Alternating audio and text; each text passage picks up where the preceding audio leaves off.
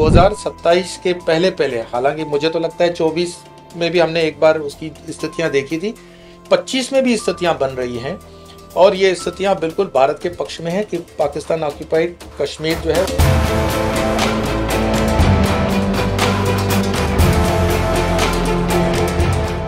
नमस्कार, मैं हूं आपके साथ कविता राणा। 1947 में देखिए, भारत ने जिस आधे कश्मीर को खोया उसे वापस पाने का समय आया है। जी हां, एक बार फिर पीओके की वापसी की मांग बुलंद हो चुकी है। पड़ोसी मुल्कों में मचे कोहराम के बीच क्या पीओके के घर वापसी का रास्ता निकाला जा सकता है? आज ये सवाल इसलिए क्योंकि अफगानिस्तान के बाद अब बांग्लादेश में तख्ता पलट हो चुका है। शेख हसीना की सल्तनत जा चुकी है, सत्ता पर सेना का कब्जा है और सड़कों पर तांडव मचाते कट्टरपंथी ताकतें और 1 करोड़ 35 लाख बंगाली हिंदुओं की जान पर खतरा मंडरा रहा है।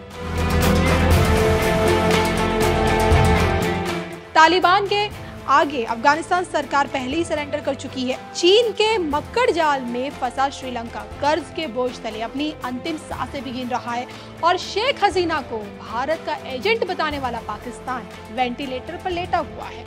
कंगाल बर्बाद हो चुका पाकिस्तान देखिए भारत के आगे बातचीत की गुहार लगा रहा है और यही समय है गर्म लोहे पर हथौड़ा मारने का। जी हाँ, पाकिस्तान के चंगुल से पीओके को निकालने का समय अब नहीं तो फिर कब?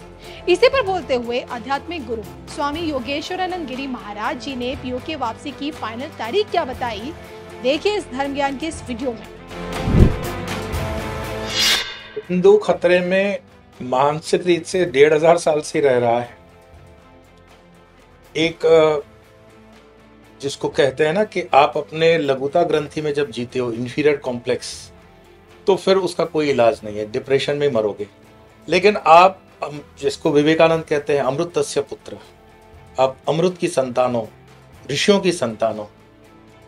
अगर हमने न्यू एजुकेशन जो वेस्टर्न वर्ल्ड से लिया है कि हम बंदरों से एवोल्यूशन हुआ है और बंदरों की संतानें हैं, तो बंदर की तरह बिहेव करोगे।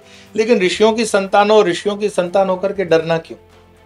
तो वो हिंदू को जगना पड़ेगा, खुद को जगाना पड़ेगा और अपने मूल्यों पर आना पड़ेगा, तो सब ठीक होना ही है। जो चीजें नेचुरल ग्रोथ करती है ना, जैसे मानो कि कुदरती तौर से जो पौधा निकलता है उसकी ग्रोथ कुदरती होगी। जो चीज कृत्रिम रूप से आर्टिफिशियली हम लगाते हैं उसमें उतना नेचुरल ग्रोथ या रेजिस्टेंस नहीं होता, अपने खुद को संरक्षण करने की शक्ति उसमें नहीं होती है। हम ये जानते हैं कि इतिहास के अंदर बांग्लादेश पहले ईस्ट पाकिस्तान के नाम से जाना जाता था और वेस्ट पाकिस्तान जो वर्तमान पाकिस्तान है वो नाम था, और ये दोनों देशों के बीच में पूरा भारत देश है।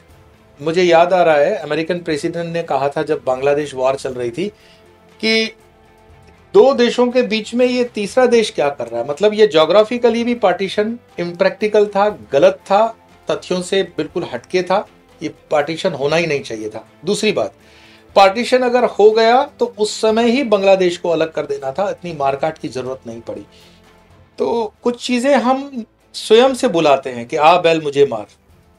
वर्तमान में भी जो बांग्लादेश की स्थितियां हैं वो राजनीतिक स्थितियों का जो है सारा मेलजोल आप देखते हो कि एक हाईकोर्ट के जज का निर्णय पूरे देश में आग लगवा देता है।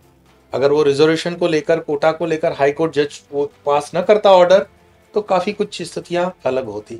तो ये आपदाएं हमने स्वयं से बुलाई हैं, डेफिनेटली उसका भारत पे तो असर आएगा ही।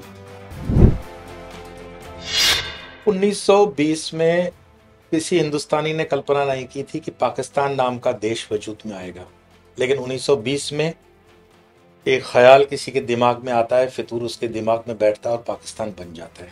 ठीक, आज हमें लगता है कि पीओके पाकिस्तान ऑक्यूपाइड कश्मीर जो है ये राजनीतिक इच्छा शक्ति के ऊपर है। राजनीतिक इच्छा शक्ति इसीलिए कि मानो कि भविष्यकर्ता को तो दिखता है कि परिस्थितियां आपके अनुकूल है, आप बिल्कुल ले सकते हो। ये ऐसा ही है जैसे हाईवे के ऊपर से तुम साइन बोर्ड देखते हो कि पत्थर गिरने की जगह है, यहाँ पे गाड़ी संभाल के चलाओ। तो ये जरूरी थोड़ी आप गाड़ी निकाल के ले जाओगे तो पत्थर गिरेंगे, नहीं गिरेंगे, कभी नहीं गिरेंगे, कभी गिरेंगे भी। टर्निंग की एडवांस में वार्निंग आती है, तो उसका मतलब ये नहीं है कि जहां पर बोर्ड लगा है वहीं पे टर्न ले लोगे, उसका मतलब है आगे चल करके टर्न है। भविष्यकर्ता आपको सिर्फ उतने रेंज तक अपना विजन दिखा सकता है कि ऐसा होने की संभावनाएं बन रही हैं, ऐसा होगा। क्योंकि बोलने वालों ने तो ये भी बोला कि इस बार सरकार 400 पार कर लेगी, हम खुद भी मतलब उसमें फेवर करते थे। फिर क्या हो गया, फिर उसमें मंगल की दशाएं अन्य दशाओं को जोड़ करके कहा गया, कुछ निर्णय इधर उधर हो गए। तो ये जो फैक्टर्स होते हैं ना, ये बहुत महत्वपूर्ण है। पीओ के भारत में आने की 100% संभावनाएं हैं, सिर्फ राजनीतिक इच्छा शक्ति को अपने सही समय पे कार्य करना चाहिए। मैं मानता हूं अगर सब ठीक रहा तो 2027 के पहले पहले, हालांकि मुझे तो लगता है 24 में भी हमने एक बार उसकी स्थितियां देखी थी, 25 में भी स्थितियां बन रही हैं, और ये स्थितियां बिल्कुल भारत के पक्ष में है कि पाकिस्तान ऑक्यूपाइड कश्मीर जो है वो भारत का है और सहजता से भारत के अंदर आ जाएगा। सिर्फ थोड़ी राजनीतिक इच्छा शक्ति मजबूत चाहिए।